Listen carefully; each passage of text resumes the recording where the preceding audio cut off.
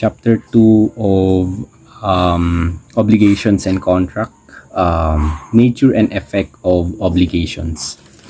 Under Article 1163, every person obliged to give something is also obliged to take care of it with proper diligence of a good father of a family, unless the law or the stipulation of the parties requires another standard of care. So under Article 1163, it talks about the in which every person who is obliged to give, has the obligation to take care of it, ba? Every person who is obliged to give something also obliged to take care of it with a diligence of a good father of a family, unless the law or the stipulation of the parties requires another standard of care. So very common, in which a common carrier is bound to carry the passengers safely. Yes, the common carrier is bound to carry passengers safely as far as human care and foresight can provide, using the utmost diligence of very cautious person, with a due regard for all the circumstances. So the obligation of a common carrier is to bring the passengers safely to their destination as far as human care and foresight can provide, with using the utmost diligence of very cautious person, using the utmost diligence of a using the utmost care of a very cautious persons, with due regard for all circumstances. So this article deals with the first effect of an obligation to deliver a determinate thing, as distinguished from generic thing or one of a class. The duty to exercise proper diligence. Unless diligence is exercised, there is a danger that the property would be lost or destroyed. Diligence needed, which is required by the nature of the obligation and corresponds with the circumstances of person, time, and place. This is really diligence of a good father of a family. Again, Article 1163. Every person who is obliged to give something is also obliged to take care of it with a diligence of a good father of a family, unless the law or stipulation of the parties requires another standard of care. In common carrier, the obligation of common carrier is to bring the passengers safely, with as far as human care and foresight can provide, using the utmost diligence of a very cautious person, with due regard for all the circumstances. So next,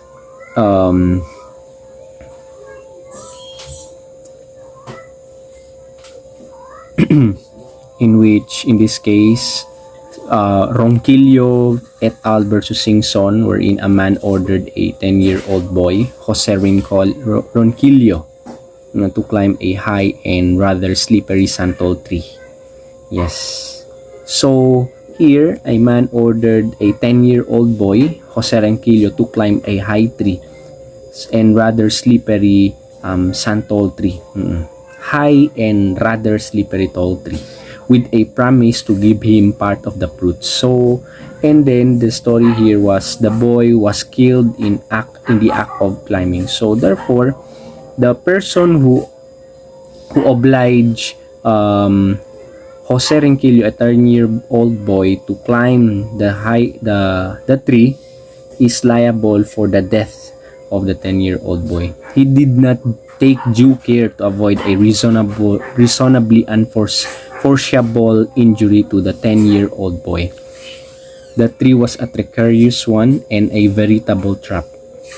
His act was clearly a departure from the standard of conduct required of a prudent man. He should have desisted from making the order, since he failed to appreciate the predictable danger and aggravated such diligence by offering parts of the fruits as a reward. It is clear that he should be made to respond in damages for the actionable wrong committed by him. So it means to say, the person who ordered the 10-year-old boy to climb a tree in consideration of a proceeds from that fruit. So therefore, the one who made the order shall be the one to be accountable and liable in the death of the 10-year-old boy, because he did not even appreciate the danger, the predictable danger, and aggravated such negligence, the negligence of giving order to a 10-year-old boy, in which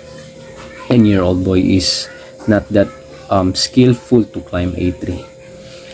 Article 1164, the creditor has the right to the fruits of the thing from the time the obligation to deliver it arises. So the creditor has the rights to the fruit at the time the obligation to deliver arises. The creditor has the right to the fruit from the time the obligation to deliver arises. Yes, right to the fruit. However, he acquire no real right until delivery, until the fruit has been delivered to him. So again, in Article 1164, wherein the creditor has a right to the fruit, from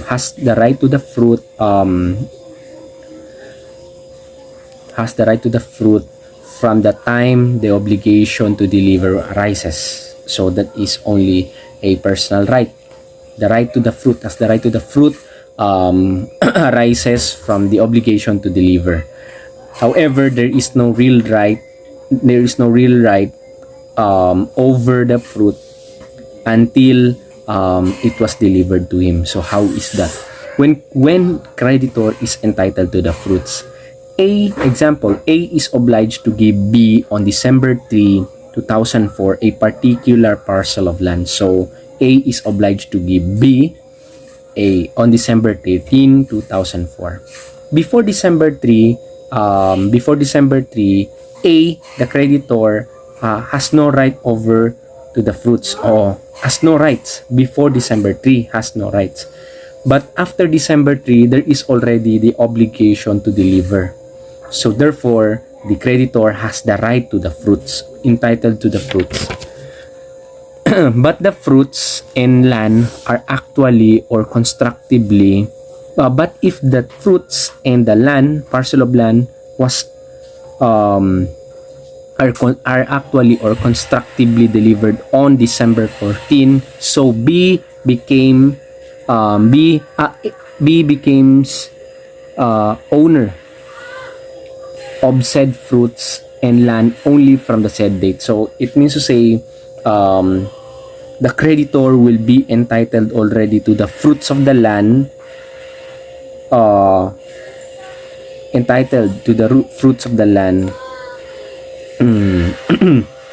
shall be the owner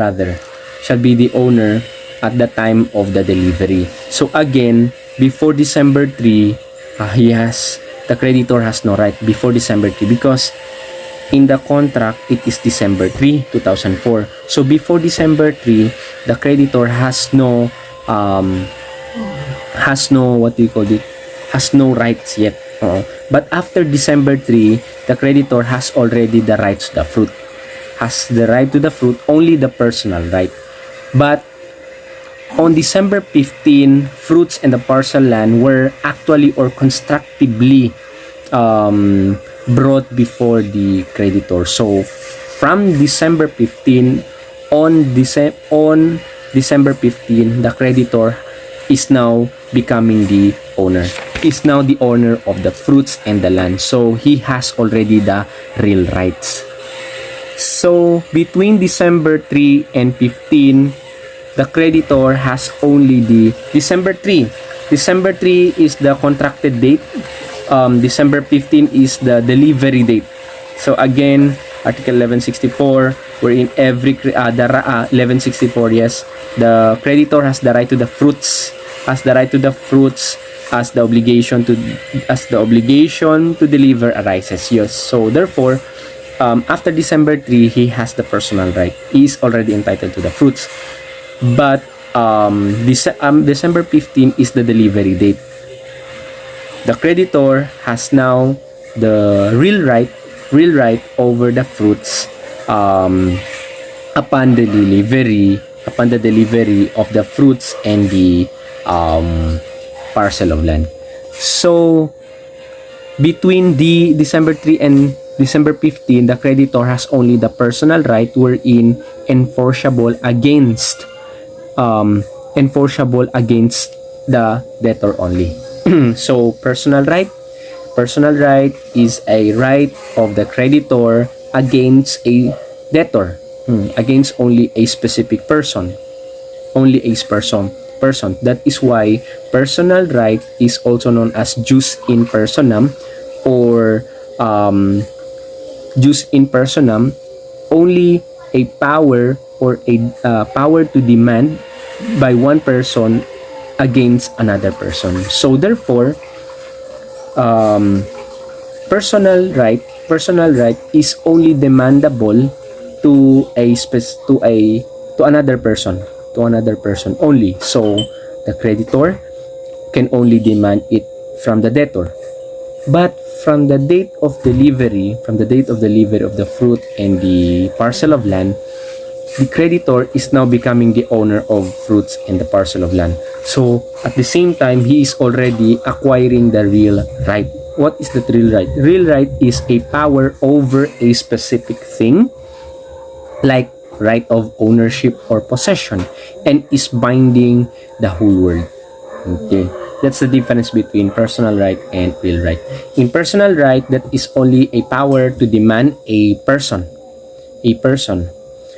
Before, in this case, after December 3, the creditor is entitled to the fruits, and that is only personal right, because he is entitled to the fruits from the time the obligation to deliver arises. Yes, when there is obligation to deliver, when there is obligation to deliver, then therefore there is personal right.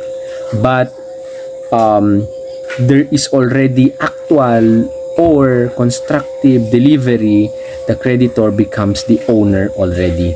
So that is already a real right, a power over a specific thing, like right of ownership or possession, and that is already binding the entire world.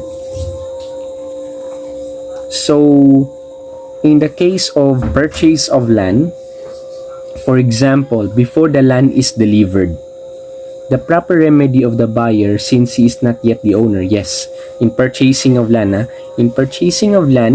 before the land is delivered, there is no title yet delivered to the buyer. The proper remedy of the buyer, since he is not yet the owner, but only what is owned, the buyer has only the personal right. The proper remedy for the buyer is to file a specific demand or specific performance. Yes. Again, specific performance is only available to real obligation. Wherein real obligation, it's the obligation to give. It is not the specific performance is not a proper remedy to positive or negative personal obligation, because it violates the constitutional provision on involuntary servitude. So the proper remedy for the buyer, since he is not yet in case of purchase of land, diba, the buyer already paid.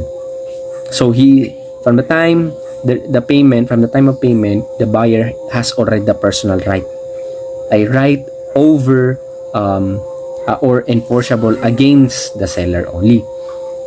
Since he's not yet the owner, he will file a specific performance or a demand to deliver already. A demand to deliver. Not action reivindicatoria. Action reivindicatoria is not proper, for the latter remedy presupposes ownership. So, file only action reivindicatoria when there is already ownership.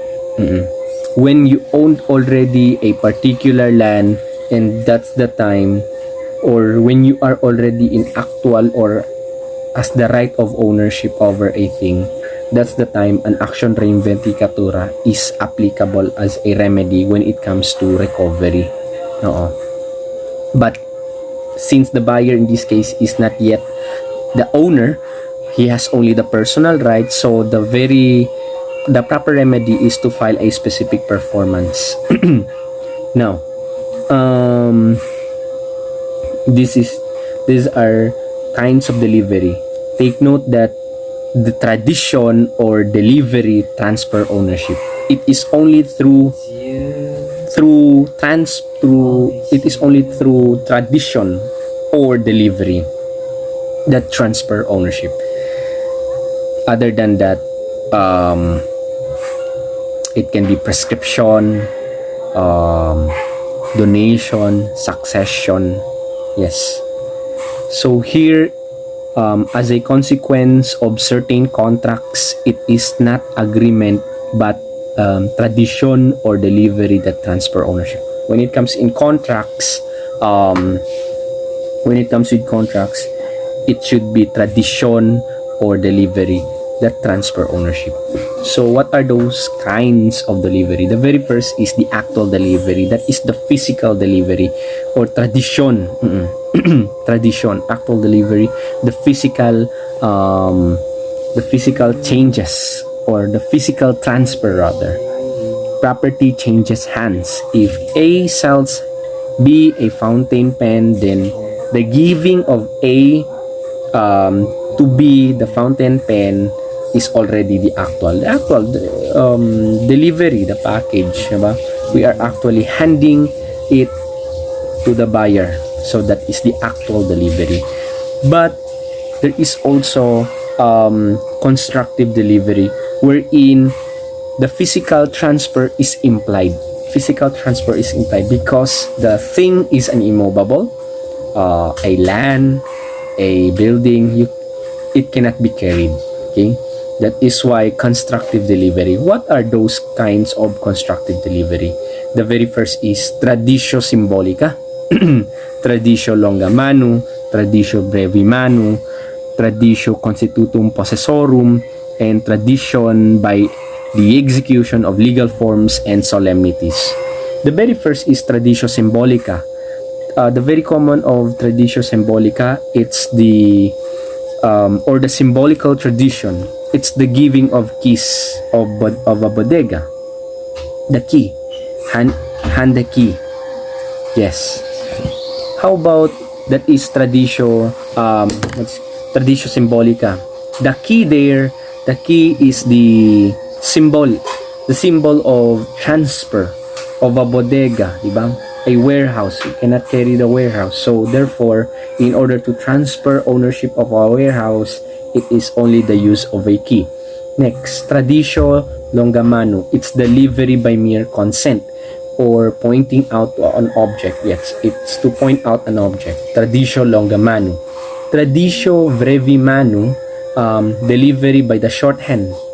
The opposite.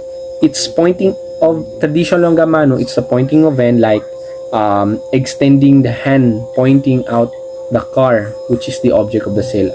I want that color. I want that color of the car. Yes, that is traditio longa manu. Pointing to an object that is subject of the contract. While traditio brevi manu, it's the delivery of shorthand. It means to say the buyer has already in possession. So example, whereby a possessor of a thing, not as an owner.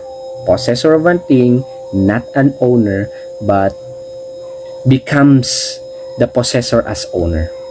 So, a possessor of a thing, not as an owner, becomes the possessor or owner. Example, when a tenant already in possession buys the house he is renting. So the tenant is already possessing the, or is already in the house. The tenant, diba, in the land, purchase it. So therefore, the possessor of a thing, not an owner, becomes already an owner upon purchase. That is traditio brevi manu, the shorthand delivery. Next, traditio constitutum possessorum, the opposite of brevi manu. Thus, the delivery whereby a possessor of a thing as an owner retains possession no longer as an owner but in some other capacity, like a house owner who sells a house but remains in possession as tenant of the house. So this is now the opposite. In traditio brevi manu, it is the tenant who becomes the owner. Tenant becomes the owner. Yeah? Now here, the owner becomes the tenant. Why? It's the delivery whereby a possessor of a thing as an owner, retains possession no longer as an owner. Okay, the possessor as an owner retains the possession of the property, no longer an owner, but in some other capacity, like a house owner sells a house but remains in possession as a tenant of the same house. So still, they are the owner of the house, sold it to another person, but the owner becomes now the tenant. Okay? But they remain in possession of the house. Now, the tradition by the execution of legal forms and solemnities, like the execution of a public instrument selling land. So the deed of sale, diba?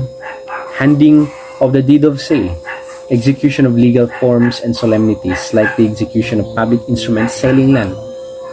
So the execution of deed of sale already transfer ownership.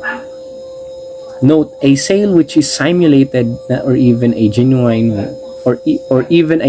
one where there is no delivery of the object does not transfer ownership. As always, once there is purchase, there is already contract of sale, but the title is not yet delivered, so there is no transfer of ownership yet. So when does the obligation to deliver arise, diba? As we all know, that the obligation to deliver arise gives the creditor the personal right, diba? When there is no term or condition, it should be from the time of perfection. So that is the date of obligation to deliver arise. If there is a term or condition, it should be from the stipulated date or from the moment the term arrives or the condition happens. Article 1165. When what is to be delivered is a determinate thing. So this time we are already going to differentiate between determinating and a generic thing, diba? Their legal effects. So when what is to be delivered a determinate thing, the creditor, in addition to the right granted him by Article 1170, in which Article 1170 talks about those in the performance of their obligation are guilty of fraud, negligence, or delay. So later. So when what is to be delivered is a determinate thing, the creditor, in addition to the right granted him by the Article 1170, may compel the debtor to make the delivery. Yes. So when what is to be delivered a determinate thing, so as we all know, determinate thing is a specific thing. Example, a money 500 peso bill with a specific serial number. So that is a determinate thing. That is very specific. The opposite of that is the indeterminate or the genus, diba?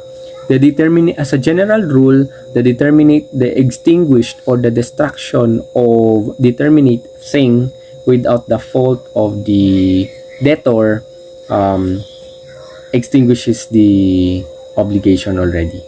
Diba? Without the later. Once, okay. If the thing, diba? When what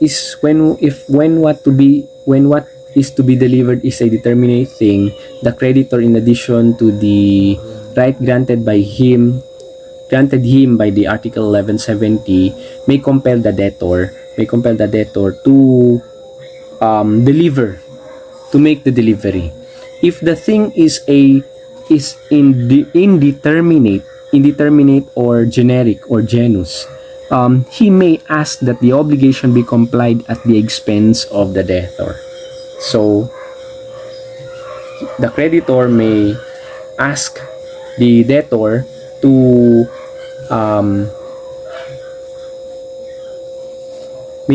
that the obligation be complied with at the expense of the debtor. If the obligor delays or has promised to deliver the thing to two or more persons with two or more persons who do not have the same interest, he shall be responsible for fortuitous event until he has effected the delivery. So this is Article 1165. Three situations.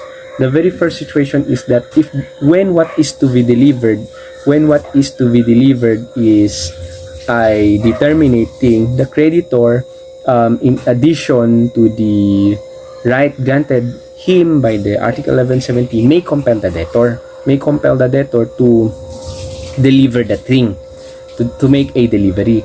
The second paragraph is that if the thing is an indeterminate thing, or if the thing to be delivered is an indeterminate thing, the creditor may ask the debtor to comply the obligation at his expense, diba? To comply, the creditor may, if it is indeterminate or generic, so the creditor may ask that the obligation be complied at the expense of the debtor. And the third paragraph is that if the obligor delays or has promised to deliver the thing to two or more persons who do not have the same interest, shall be liable for damages, shall be responsible for fortuitous event until the delivery is effected. How is that? Classification of obligation from the viewpoint of subject matter. From the subject matter, diba? From the subject matter, that is the obligation, the subject matter, the object of the contract, that is already real obligation or personal obligation. If it is a real obligation, it's to give, diba? To give a specific thing apart from a class. To give a generic or indeterminate thing, one of a class. So specific apart from a class, while generic or indeterminate, one of a class, diba? One of a class. That's the real obligation to give.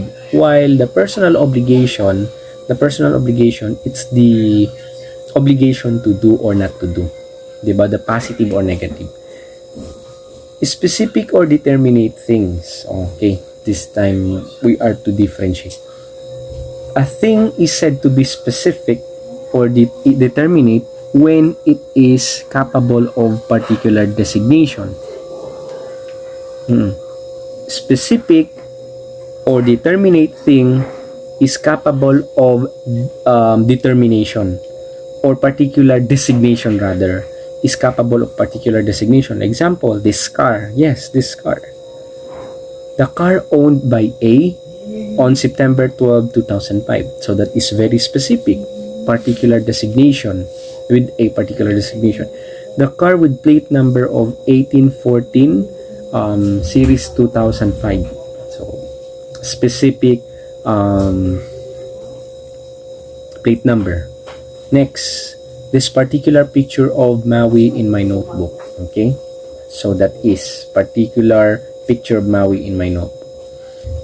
Those are the net determinate. While generic or indeterminate things, I think is generic or indeterminate when it refers only to a class, to a genus, and cannot be pointed out with particularity. Yes, without particularity. So, if determinate, this car. Indeterminate or genus, that is a car. Diba? A car. A 2005 BMW model automobile with no particular designation. The sum of 5 million, a kilo of sugar. Now, let's go with remedies. Remedies of the creditor when the debtor fails to comply with his obligation. So, this is now remedies of the creditor. What are those remedies of the creditor when the debtor fails to comply with the obligation? First is specific performance. The very first is specific performance with damages. Specific performance is the compliance or the compliance of obligation. This is true whether the obligation be generic or specific. Yes. The very first is the specific performance. It's to make a compliance. Whether the obligation is determinate or specific. Determinate or specific or indeterminate generic. Yes. Second is demand rescission or cancellation of the contract. Yes. Next, it's demand damages. Damages, it's pecuniary, monetary damages. Different from a damage. Damage, it's a physical deformation, diba? Physical deformation damage. Damages, it talks about monetary, money, pecuniary. So, demand damages either with or without. Either of the first, either with or without, either of the first, either specific performance or rescission. So again, specific performance with damages, demand rescission or cancellation of the contract with damages also. So those are the remedies of the creditor when the debtor fails to comply with the obligation. So specific performance, demand specific performance with damages, and demand rescission or cancellation of contract with damages.